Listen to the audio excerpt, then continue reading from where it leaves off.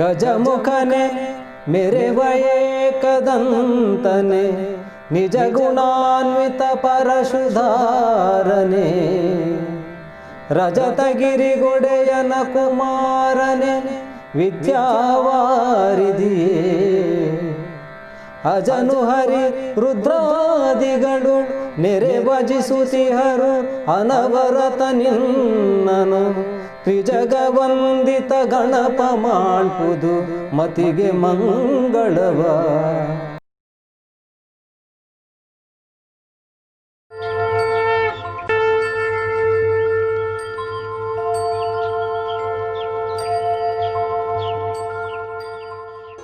ನಮಸ್ತೆ ಬಂಧುಗಳೇ, ಕಥಾಮೃತ ಕುಮಾರವ್ಯಾಸ ರಚಿತ ಭಾರತದ 4ನೇ ಸಂಚಿಕೆಯತ್ತ ನಾವೀಗ ಮುಂದುವರಿತಾ ಇದ್ದೇವೆ.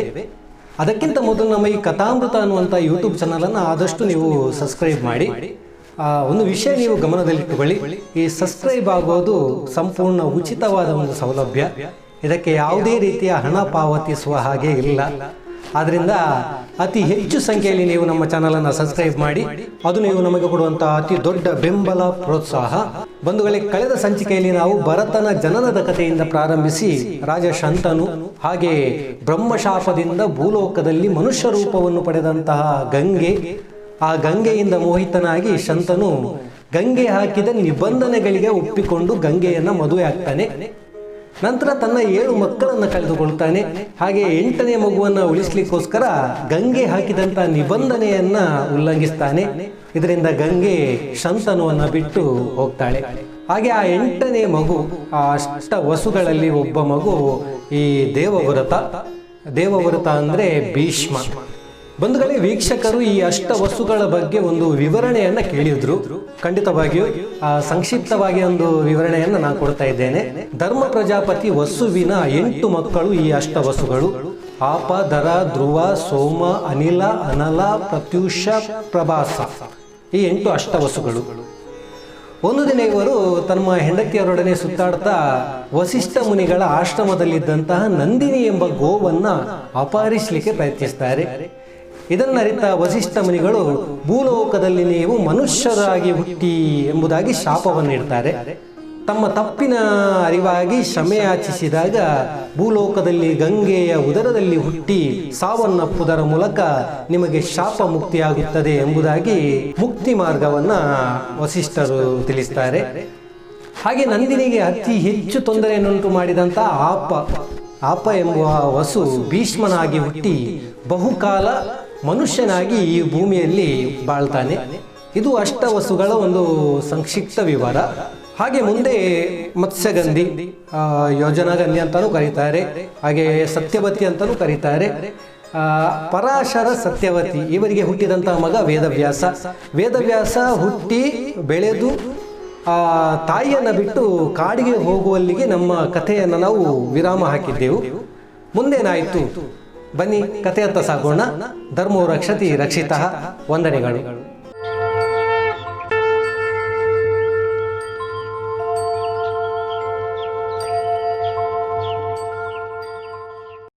ಹೀಗೆ ಇರುತ್ತಿರುವಂತಹ ಸಂದರ್ಭ, ಹಸ್ತಿನಾವತಿಯ ಅರಸು ಶಂತನು ಒಂದು ದಿವಸ ಬೇಟೆಯಾಡುತ್ತಾ ಕಾಡಿಗೆ ಬರ್ತಾನೆ.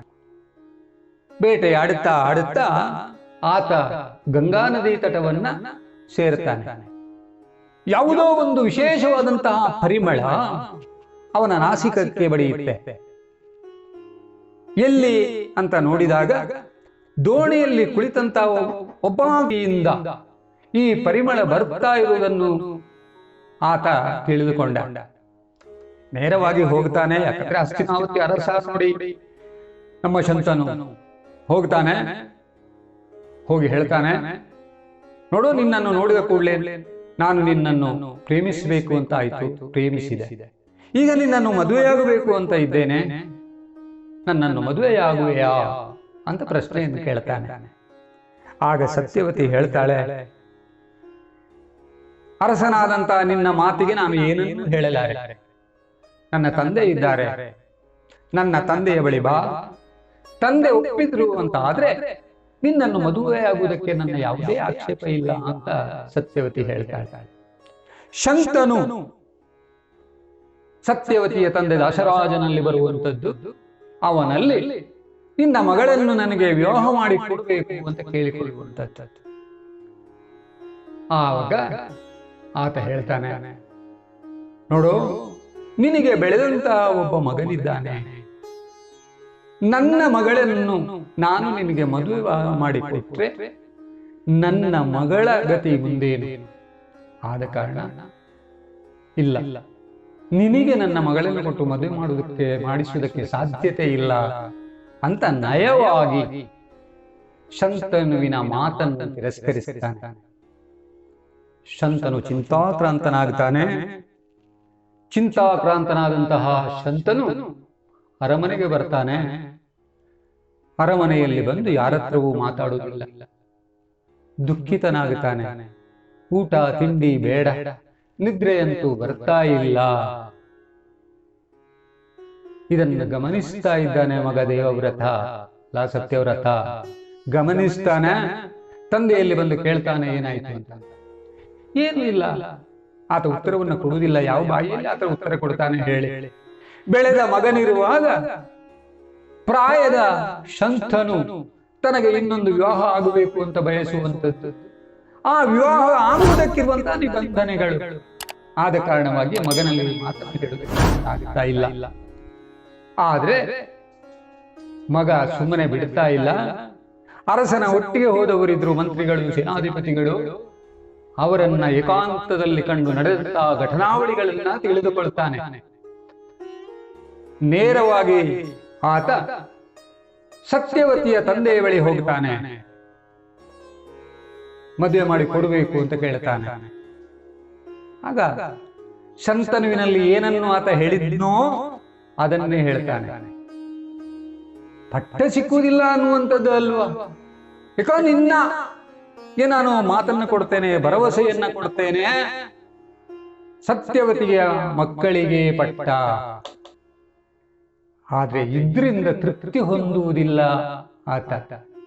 ಆತ ಹೇಳ್ತಾನೆ, ನೀನೇನೋ ಹೇಳ್ಬಹುದು, ನನ್ನ ಮಗಳ ಮಕ್ಕಳಿಗೆ ಪಟ್ಟ ಅಂತ ಹೇಳಿಕೊಂಡು, ಒಂದು ವೇಳೆ ನಿನ್ನ ಮಕ್ಕಳು ನಮಗೆ ಈ ಪಟ್ಟ ಸೇರಿದ್ದು ಅಂತ ಹೇಳಿ ನಾಳೆ ಯುದ್ಧಕ್ಕ ಅಲ್ಲ ಜಗಳಕ್ಕ ನಿಂತ್ರೆ ಪರಿಣಾಮ ಕೆಟ್ಟದಾಗುವುದಿಲ್ವಾ? ಆದ ಕಾರಣ ಈ ಸಂಬಂಧ ಅಷ್ಟು ಚೆನ್ನಾಗಿರುವುದಿಲ್ಲ ಅಂತ ಹೇಳುವಾಗ ಹೇಳ್ತಾನೆ ಆ ದೇವವ್ರತ, ಎಲೆ ಮೀನುಗಾರರ ಒಡೆಯ, ನಿನ್ನಲ್ಲಿ ನಾನು ಪ್ರತಿಜ್ಞೆ ಮಾಡ್ತಾ ಇದ್ದೇನೆ. ಆ ಜನ್ಮ ಬ್ರಹ್ಮಚಾರಿಯಾಗಿರ್ತೇನೆ ನಾನು, ಮದುವೆಯಾಗುವುದಿಲ್ಲ. ನನಗೆ ಈ ಪ್ರಪಂಚದಲ್ಲಿರುವಂತಹ ಸ್ತ್ರೀಯರೆಲ್ಲರೂ ಗಂಗಾ ಸಮಾನ. ಉಷಾ ಈ ಮಾತನ್ನು ಕೇಳಿದಾಗ ಎಲ್ಲರೂ ಆಶ್ಚರ್ಯದಿಂದ ತಲೆದೂಗುತ್ತಾ ಇದ್ದಾರೆ. ಎಂತಹ ಮಾತು, ಎಂತಹ ಪ್ರತಿಜ್ಞೆ! ಭೀಷಣವಾದಂತಹ ಈ ಪ್ರತಿಜ್ಞೆಯನ್ನು ಮಾಡಿದ್ರಿಂದಲೇ ಅಲ್ಲಿ ದೇವತೆಗಳೆಲ್ಲರೂ ಭೀಷ್ಮ ಭೀಷ್ಮ ಭೀಷ್ಮ ಅಂತ ಹೇಳ್ತಾರಂತೆ. ಅಂದಿನಿಂದ ಆತ ಭೀಷ್ಮ ಅಂತ ಅನ್ನಿಸಿಕೊಳ್ಳುತ್ತಾನೆ. ಸತ್ಯವತಿಯನ್ನ ತನ್ನ ರಥದಲ್ಲಿ ಕುಳ್ಳಿರಿಸಿಕೊಂಡು ಬರ್ತಾನೆ. ಬಂದು ತಂದೆಗೆ ಮದುವೆ ಮಾಡಿಸ್ತಾನೆ. ತಂದೆಗೂ ಕೂಡ ಆಶ್ಚರ್ಯ ಆಗುತ್ತದೆ, ಮಕ್ಕಳಂದ್ರೆ ಹೇಗಿರಬೇಕು, ಎಂತಹ ತ್ಯಾಗವನ್ನ ಮಾಡುವಂತಹ ಮಕ್ಕಳು ಈ ಪ್ರಪಂಚದಲ್ಲಿ ಇರ್ತಾರೆ ಎನ್ನುವುದಕ್ಕೆ ಬಹುಶಃ ನಮ್ಮ ಭೀಷ್ಮ ದೊಡ್ಡ ಉದಾಹರಣೆ. ತನ್ನದಾದಂತಹ ಜೀವನದ ಎಲ್ಲ ಸರ್ವ ಸುಖಗಳನ್ನ ತ್ಯಜಿಸಿ ಅದನ್ನೆಲ್ಲವನ್ನ ತಂದೆಗೆ ಅರ್ಪಿಸಿ ತಂದೆಯ ಸುಖವನ್ನು ಮಾತ್ರ ಬಯಸುವಂತಹ ಮಕ್ಕಳು ನಮ್ಮ ಈ ಪ್ರಪಂಚದಲ್ಲಿ ಎಷ್ಟು ಮಂದಿ ಇದ್ದಾರೆ ಹೇಳಿ. ಯೌವನಾವಸ್ಥೆಯಲ್ಲಿದ್ದಂತಹ ಮಗ ಮದುವೆಯಾಗಿ ಸಂಸಾರ ಸುಖವನ್ನು ಕಾಣಬೇಕಾದಂತಹ ಭೀಷ್ಮ ಬಹುಶಃ ಇವತ್ತು ಎಲ್ಲವನ್ನ ತ್ಯಜಿಸಿದ. ನಾನು ಬ್ರಹ್ಮಚಾರಿ ಅಂತ ಹೇಳಿಕೊಂಡು ಪ್ರತಿಜ್ಞೆ ಮಾಡಿದ. ತಂದೆಗೆ ಆಶ್ಚರ್ಯ ಆಗುತ್ತದೆ, ಆನಂದವೂ ಆಗುತ್ತದೆ. ತಾ ಸಂತೋಷದಿಂದ ತಂದೆ ಒಂದು ಮಾತನ್ನು ಹೇಳ್ತಾನೆ, ಮಗ, ನಿನ್ನನ್ನು ನಾನು ಯಾವ ರೀತಿಯಲ್ಲಿ ಕೊಂಡಾಡಲಿ, ನಿನ್ನ ಬಗ್ಗೆ ನಾನು ಏನನ್ನು ಹೇಳಲಿ. ಆದ್ರೆ ಒಂದು ವಿಚಾರ, ನೀನು ಇನ್ನು ಮುಂದೆ ಇಚ್ಛಾಮರಣಿ. ನೀನು ನಿನ್ನನ್ನು ಯಾರಿಂದಲೂ ಸಾಯಿಸುವುದಕ್ಕೆ ಸಾಧ್ಯತೆ ಇಲ್ಲ. ನಿನಗೆ ಯಾರಿಂದಲೂ ಮರಣ ಇಲ್ಲ. ಯಾವಾಗ ನಿನಗೆ ಸಾಯಬೇಕು ಅಂತ ಇದೆಯೋ ಆಗ ನಿನಗೆ ಮರಣ ಸಂಭವಿಸಲಿ ಅಂತ ಆತನಿಗೆ ವರಪ್ರಸಾದವನ್ನ ಕೊಡುತ್ತಾನೆ. ಅಲ್ಲಿಗೆ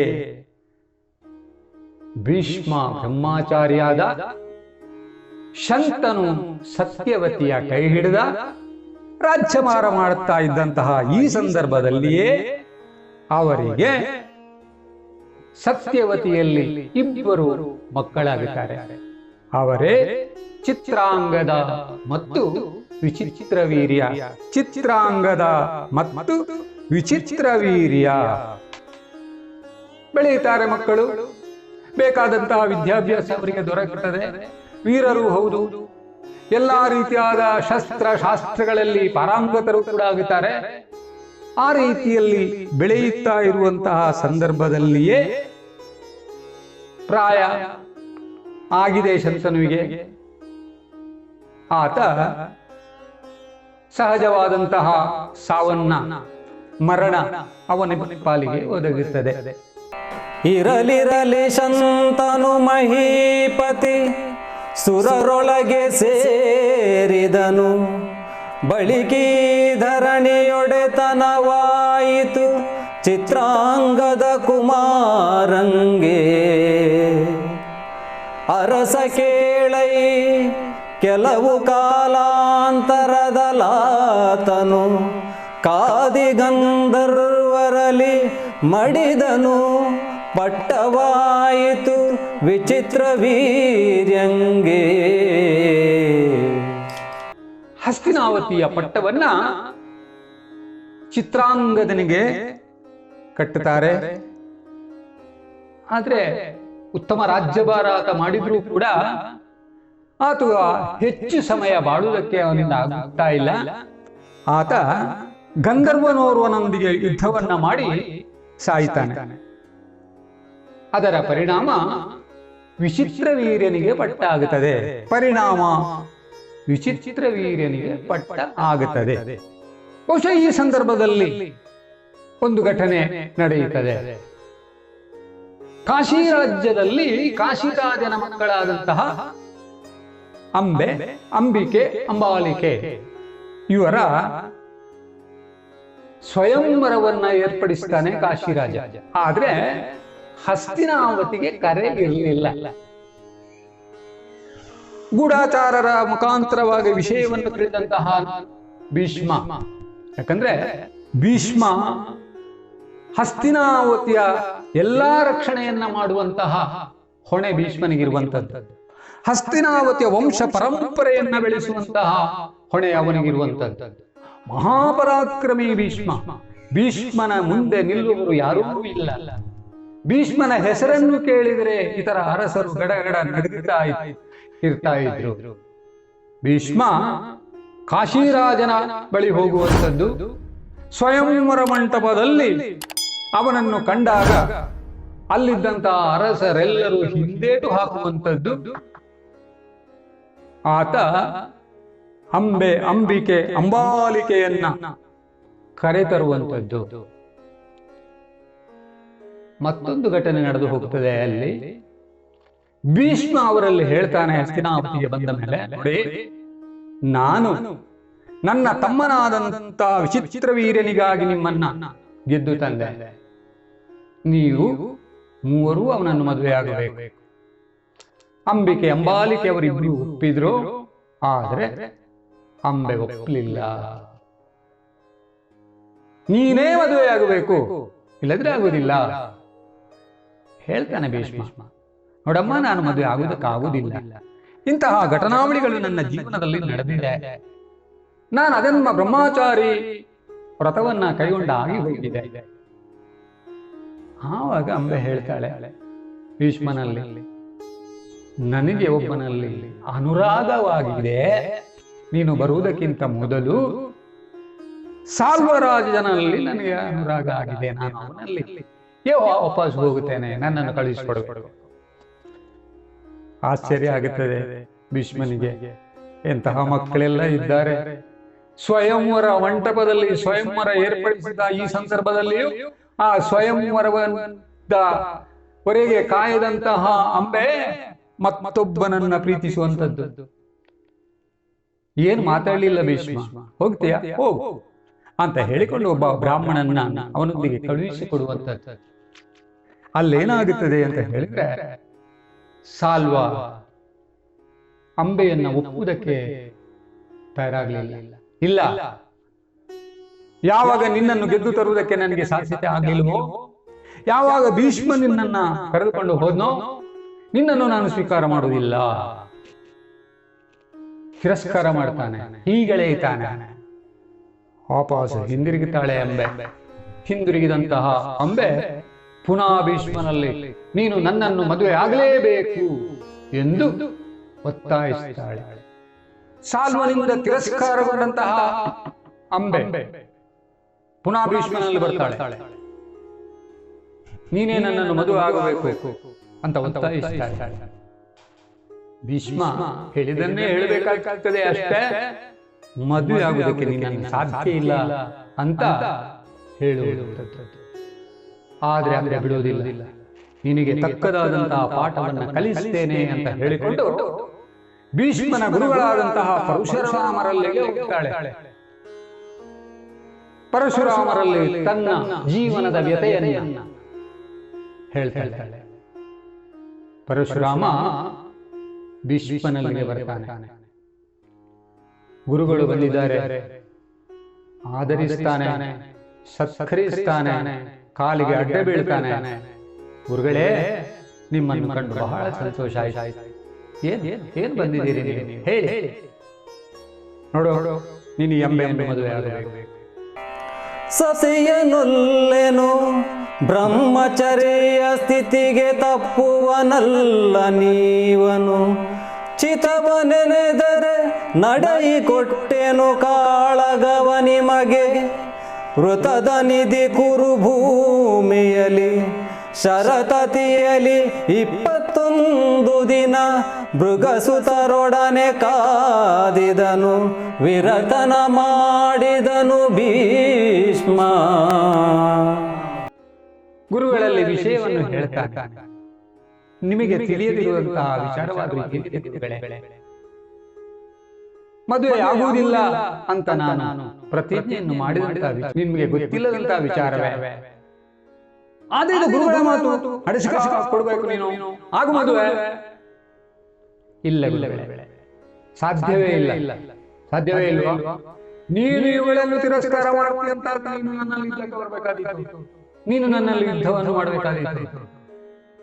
ಗುರುಗಳೇ, ನೀವು ನನ್ನನ್ನು ಯುದ್ಧಕ್ಕೆ ಆಹ್ವಾನಿಸುವುದು ಹೌದು ಅಂತಾದ್ರೆ ನಾನು ಯುದ್ಧಕ್ಕೂ ತಯಾರು. ಆದರೆ ಖಂಡಿತವಾಗಿ ಮದುವೆಯಾಗುವುದಕ್ಕೆ ಸಾಧ್ಯತೆ ಇಲ್ಲ ಅಂತ ಖಡಾಖಂಡಿತವಾಗಿ ಹೇಳಿಬಿಡ್ತಾನೆ ಭೀಷ್ಮ. ಬಹುಶಃ ಪರಿಣಾಮ ಏನಾಗುತ್ತದೆ?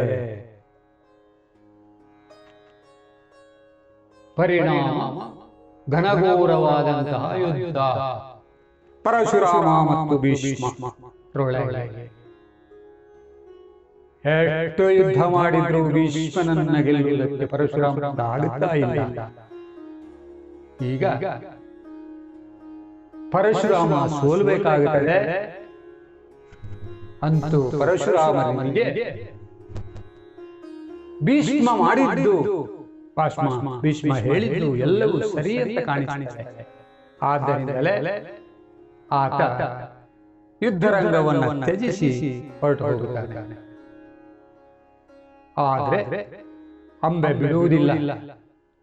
ಭೀಷ್ಮನಲ್ಲಿ ಹೇಳ್ತಾಳೆ, ಒಂದಲ್ಲ ಒಂದು ದಿನ ನಿನ್ನ ಸಾವಿಗೆ ಕಾರಣವಾಗಿ ನಾನು ಹುಟ್ಟುತ್ತೇನೆ ಅಂತ ಅವನ ಮುಂದೆ ಪ್ರತಿಜ್ಞೆಯನ್ನ ಮಾಡಿ ತಪಸ್ಸಿಗಾಗಿ ಕಾನನವನ್ನ ಸೇರುತ್ತಾಳೆ.